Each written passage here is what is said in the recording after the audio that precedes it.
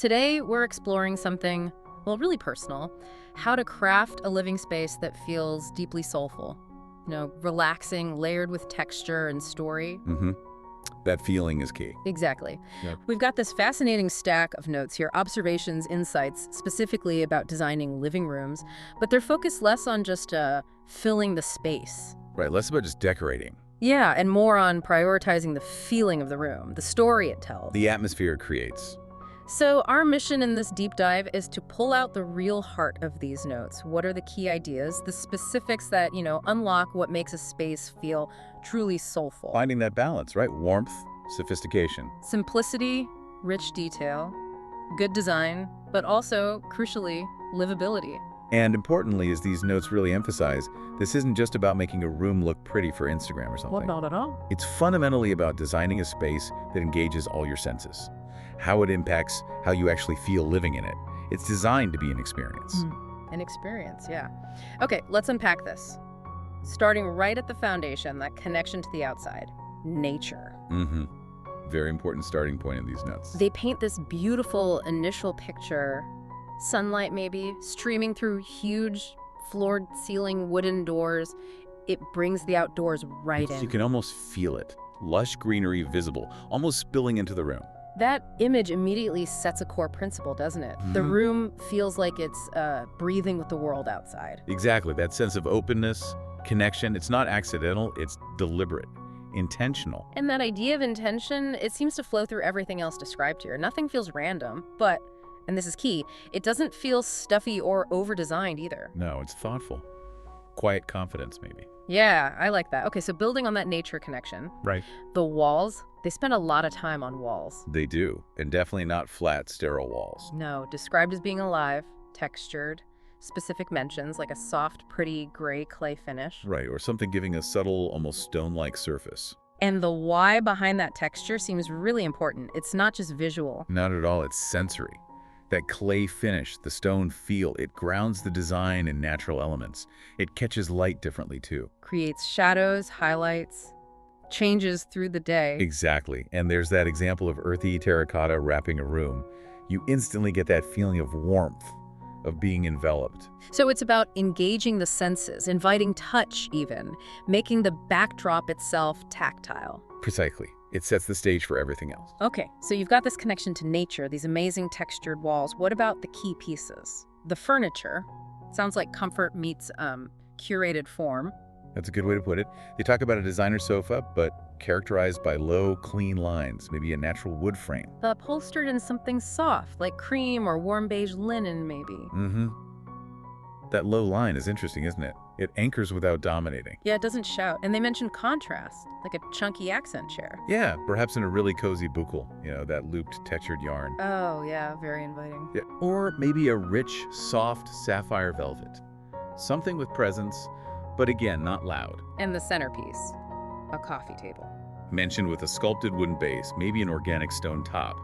More natural material, interesting form. And this is where the layering really comes in underfoot too, right? Rugs. Definitely. Soft woven jute or wool rugs are described. They add huge tactile comfort, kind of carving out cozy zones. Islands of coziness, I like that. Okay, so light and objects. Our notes are very clear. Curation, not clutter. Absolutely essential to the feeling. Light isn't just functional, it's embraced. How it hits every surface. And storage, like shelving. Custom built, maybe. Yeah, described as maybe rich walnut or oak floating above the floor. Looks lighter that way. And the key is how it's used, isn't it? Not packed full. No, never. Dotted with carefully chosen pieces, few ceramic vases, treasured books, maybe some sculptural objects. The idea seems to be that every single object has to earn its place. Exactly. It's about showing what you value through that careful curation, not just filling space. And greenery gets woven into this. Always. Maybe a big black ceramic planter with draping ivy, or even a vertical garden nearby, adding life, freshness, a kind of living rhythm. So moving beyond daylight, electric lighting. It's not just for function, it's part of the mood. A core part, yes. The notes give specific examples that really shape the atmosphere, like a rice paper floor lamp. Yeah, with a sculptural frame, giving off a really gentle, diffused light. And maybe a hanging fixture, perhaps brass with frosted globes over the main seating area. Casting a warm, ambient glow, they say. And what that layering does, as the notes put it beautifully, is allow the room to transition from sunlit and breezy during the day To feeling soft and intimate at dusk, like Yeah. the room whispers. It changes its presence. Yes. Layering light, ambient, task, accent, it's fundamental to that feeling of embrace in the evening. Okay, color palette. Not accidental either. Described as deliberate, playing with bold moments and subtle layers. Right. Mentions of deep sapphire blues, maybe muted greens, warm golds, creams, all layered over those calming neutrals. And these colors aren't just flat paint, are they? They interact with the textures we talked about. Exactly. And with the indoor greenery, the vertical gardens, ferns, olive trees mentioned. The palette includes texture and pattern too, through things like a woven wall tapestry. Could be. Maybe with a hint of ochre. Or cushions with hand-block patterns, perhaps.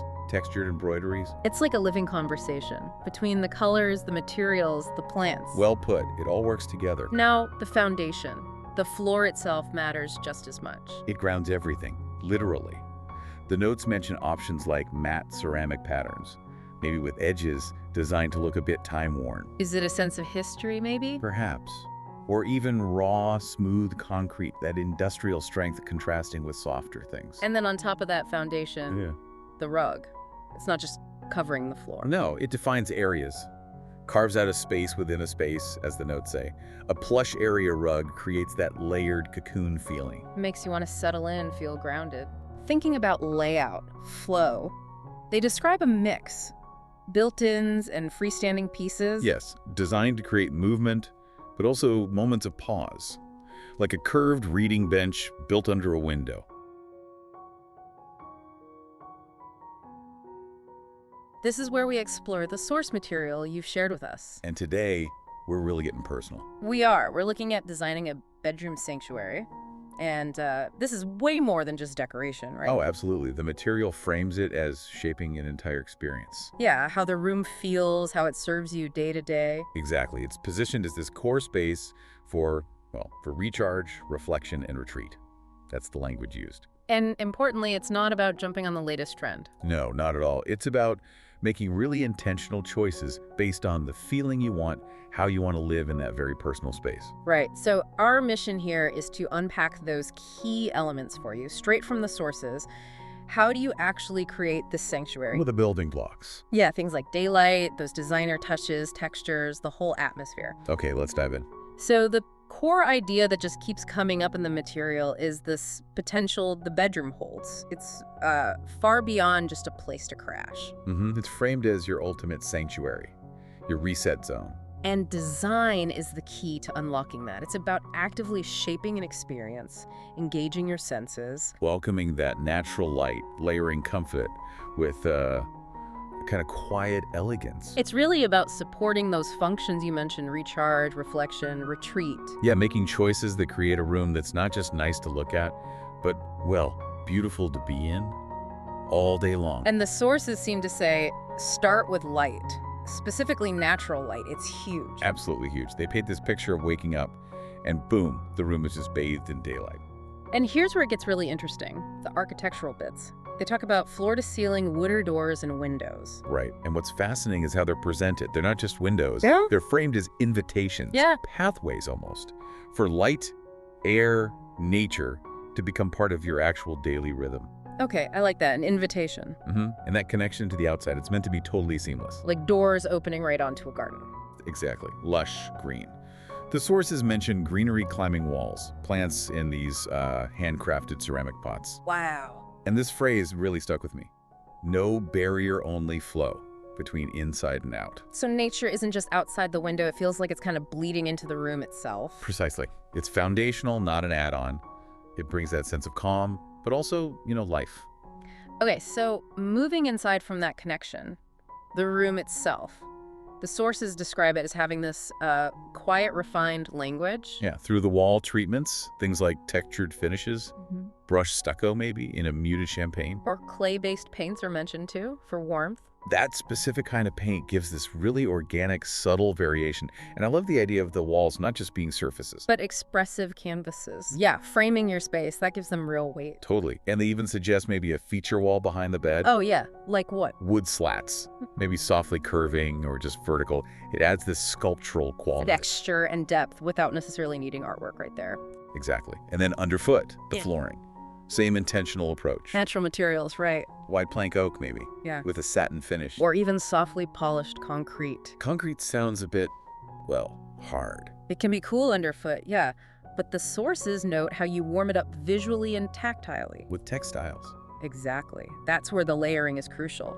Plush area rugs, maybe organic shapes, soft patterns. They soften your step, add that physical comfort. So the hard and soft elements really work together. In harmony, yeah. And anchoring it all is the furniture. Again, that blend of comfort and beauty. The bed gets a lot of attention, described almost like an artwork. But an artwork of comfort and simplicity. Upholstered, maybe in a rich olive or deep sapphire textured fabric. Colors that ground the space. Right. And the headboard isn't an afterthought. It's tall, tactile, maybe stitched or channeled, designed to catch the light in different ways. And beside the bed, not just basic nightstands. No, they're described as sculptural. Wood, stone maybe, serving function, sure, but also beauty. And what's on them matters too. Definitely. Carefully chosen things. A decorative ceramic lamp, maybe a few meaningful books, a little planter. It keeps coming back to that idea, no clutter, but no random empty space either. Everything has meaning. That's the thread. Intentionality. Like a low bench at the foot of the bed. Upholstered in something inviting, like bucol or velvet. Functional, obviously, but another layer of softness, comfort. And storage, how is that handled? With seamlessness. That seems to be the key. Think built-in wardrobes. Okay. Finished in, say, wood grain or a matte lacquer. Recessed handles often to keep those clean lines.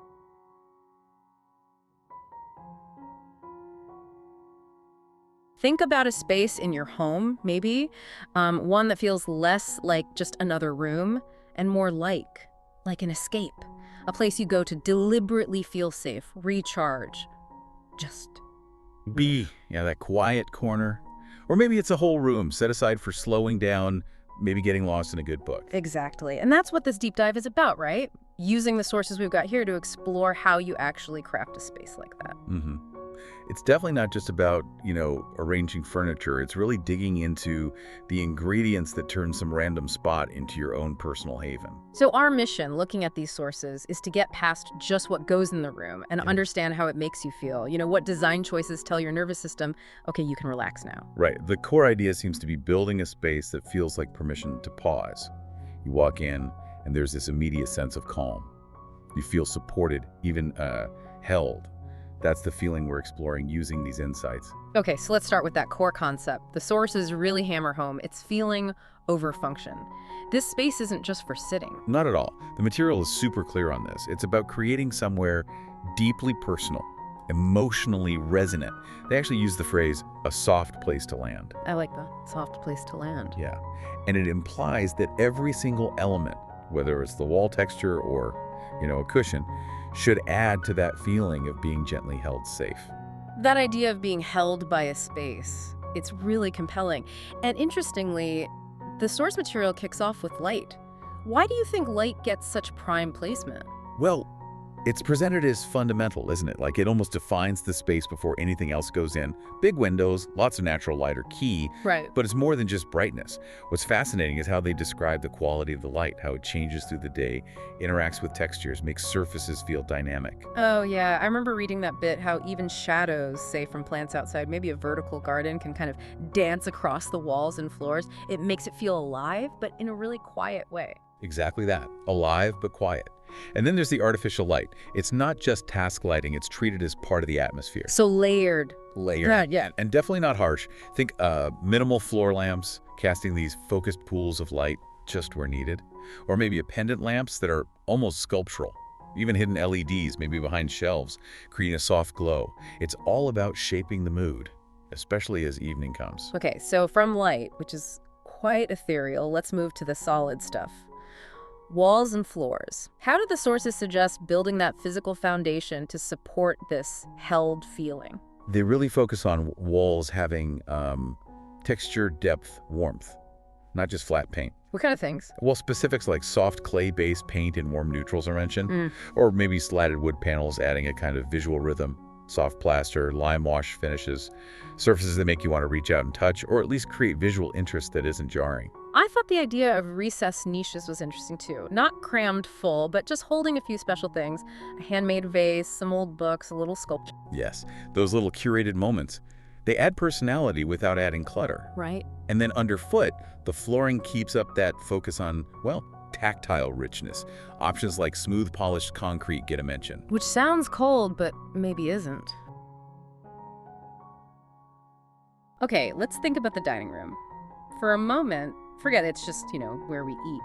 Today we're looking at its deeper role as a place for connection, really. A witness to our lives. And, well, often it's where those little moments turn into memories, right? Yeah, exactly. And what really struck me in the sources was this idea of a dining space, when it's really thought through, acting as a kind of anchor in the home. An anchor. Yeah, like a point of intention, where beauty isn't just something you see, but something you feel. And even a simple meal can feel like, well, a small celebration. It's interesting. The size of the room almost doesn't matter as much then, does it? Right.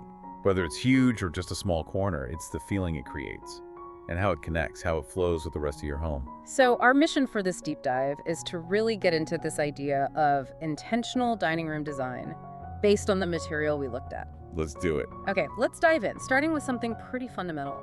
Light. Absolutely. Light. The sources we looked at really hammer home the power of natural daylight. It's more than just seeing, isn't it? Oh, definitely. It's not just about brightness. There's research suggesting natural light at mealtimes actually helps our circadian rhythms, boosts mood even. So it's foundational for well-being in the home. Right, it's that gentle, sort of pervasive light, not harsh bulbs. Exactly. And it's fascinating how the design itself can almost like curate the daylight. The sources mention these big wooden doors, windows. Yes, it's like framing the view. Yeah. Inviting the outside world in, making it part of the room's character. And that connection to the garden seems key. It really is. Those openings become like visual pathways, bringing in the colors, the textures, the movement from outside. And the idea of using tall indoor plants, maybe even these vertical walls of green, it's not just decoration, it's clever. It softens the edge between inside and out. Like living art. Exactly, like live art, making that transition feel more fluid. Bringing that outdoor calm inside. Okay, so shifting gears a bit, let's talk texture, something we feel. Texture, yes. So important because it engages touch, even if you don't realize it. The sources talk about walls playing a role, plastered surfaces, maybe with slate imperfections. That feels authentic. Typical craftsmanship. Right, or wood panels, or even just carefully chosen art adding actual physical depth. And the colors mentioned seem to really enhance that feeling, these warm beiges, muted clays, but then pops of richness like sapphire blue, soft ochres, those deep emerald greens. Velvety emeralds. It paints a picture, doesn't it? A space that feels calm, but also really inviting. Yeah. And the sources even mention using textured fabric panels, maybe subtle patterns, tonal embroidery. Imagine how those would play with the light changing through the day. Oh yeah, creating shadows and highlights. Another layer of richness for the senses. Okay, so we've got light, we've got texture. Now, the main event, really, the dining table. The heart of the room. The sources identify it as the anchor point. And the key takeaway isn't just size or shape, it's presence. It needs to have a certain weight, a presence. Without being overwhelming. Exactly. And the materials suggested really give it that grounded, almost sculptural feel. Solid wood, cast concrete. That combination of natural stone and warm metal accents sounds interesting too. Yeah, very intriguing. It speaks to permanence, intention. What kind of feeling do you think those materials give off? While solid wood feels warm, historic almost, invites you to touch it, concrete. It feels modern, but solid, grounded. And that stone and metal mix adds a bit of maybe sophistication, visual interest. Each choice subtly changes how you feel in the space. Makes sense. And around the table, obviously, we need chairs. And it's not just about looks, is it? The sources really stress balancing form and comfort. Right. You want them to look good, sure, but you also want people to actually stay there, talking, long after they've finished eating. That's the goal. And the upholstery is huge for that. Linen, buccal, brushed velvet. These tactile fabrics. That's how they feel. Another sensory layer. Absolutely. Think about sinking into soft velvet versus perching on something hard and cold. It completely changes how relaxed you feel. And the colors for the chairs complementing the overall palette, like moss green with terracotta or a muted navy, it creates harmony, but it's not matchy-matchy. Keeps it interesting. Okay, let's look up. Overhead lighting.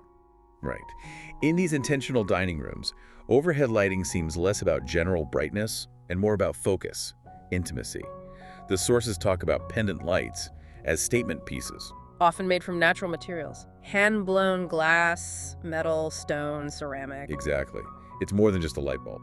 And they mentioned hanging them lower over the table. Yes. That's fascinating. It creates this intimate pool of light, doesn't it? Draws everyone's attention to the table, the meal, the conversation. Makes it feel special.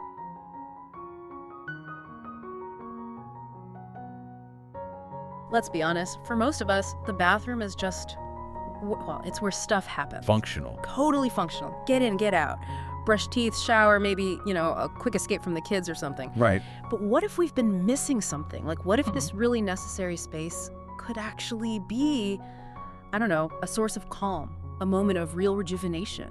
That's exactly the idea that really jumped out at us from the source material we're diving into today. It's called sanctuary, thoughtful bathroom design. Sanctuary, okay. And it completely reframes how we tend to think about that room. Right. It challenges that default setting of just utility. Exactly. So our mission in this deep dive is really to pull out the core principles, maybe some surprising details, that take a bathroom from just practical to a genuine retreat. Yeah. We want to sort of unlock how design creates that sense of calm, clarity, quiet beauty, show you what's truly possible, even in this, let's face it, often overlooked part of your home. And the book's core idea, its philosophy, is pretty fascinating. It argues the bathroom should be a sanctuary. Should be, not just could be. Right. Yeah. Not just somewhere you go to get clean, but a space that actively contributes to your well-being. So merging function with this, intentional serenity, it should feel calming, beautiful, right, when you walk in. Precisely. It's a shift from just asking, does it work, to really asking, how does it feel? Okay. They really emphasize creating an experiential environment. And they say the fundamental way to start that shift, it comes down to paying close attention to things like natural light, textures, materials. Okay, let's start with light. They call natural daylight foundational. That seems, well, maybe a bit obvious. It's light, right? Right. See, this is where the thoughtful part really kicks in. It's not just about having a window. Right. The source talks about welcoming, soft shifting light. Like, imagine large, maybe even floor-to-ceiling windows, perhaps with beautiful wooden frames, or skylights, but placed just right so they diffuse the sunlight. It's about the quality of the light. So light that changes during the day, maybe? Dances across the floor or something? Exactly that. Light interacting with stone, or tile, or wood. Or maybe it's filtered through sheer curtains or blinds, softening everything, creating a gentler atmosphere. And I guess windows aren't just about light, they connect you visually, too. Absolutely. They make the space feel bigger, link you to the outside.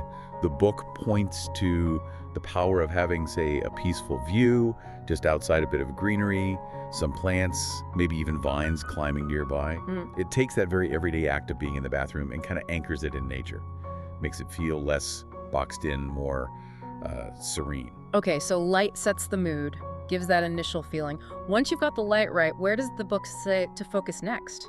To deepen that sensory thing? Well, that flows naturally into textural layering. This is described as a really powerful tool. Ah, the stuff you touch and feel. Yes, and also how light plays off those textures. So wall finishes, for instance, it's not just flat paint. The source mentions subtle lime wash, or clay-based paints, maybe stone-textured finishes, things that invite touch, feel grounding. Grounding. And fascinatingly, their look, their tone and texture can actually shift slightly with the light or even the humidity in the room. The kitchen. You've probably been in kitchens that just feel right, and maybe some that don't. We want to explore why. Exactly. And for this deep dive, we've been looking at excerpts from Inspired Kitchen Design for Living. It's kind of a guide, really, to understanding how these thoughtful choices can take a kitchen from just, functional to a space that actually makes daily life better. Our plan is to pull out those key ideas, maybe help you see your own kitchen differently. Yeah, our mission isn't just about looking at pretty pictures of kitchens. We want to unpack the core thinking from this source, understand how deliberate design choices can really shift a space from being just necessary to feeling harmonious, making your day-to-day better. So let's start with something really fundamental. Natural light. The book really emphasizes its power, doesn't it? It does. And what's interesting is why. It's not just about brightness, like you said. Imagine that feeling. Maybe morning sun coming through big windows, perhaps wood-framed ones. That picture. It's not just illumination, it's about setting a tone, right? Influencing your mood the second you walk in. So different from, say, harsh artificial light.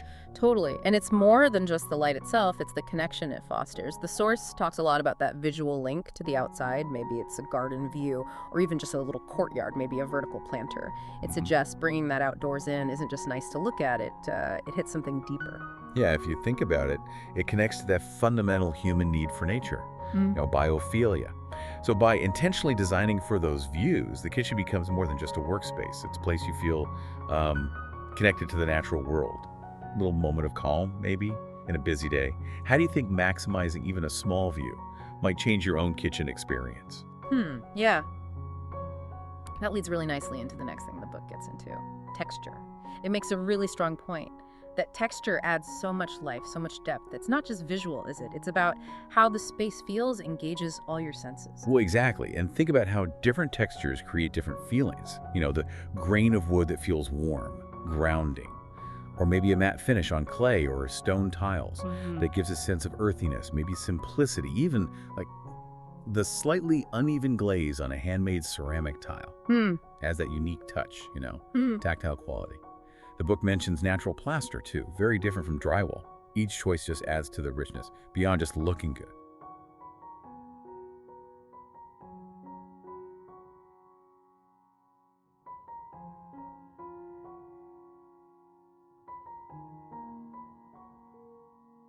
If you found this video helpful or inspiring, don't forget to like, share, and subscribe to Interior Blockchain Studio for more expert design ideas, trends, and creative inspiration. Your support helps us bring you even more amazing content, so make sure to turn on notifications and stay updated with our latest uploads. Thanks for watching, and we'll see you in the next one.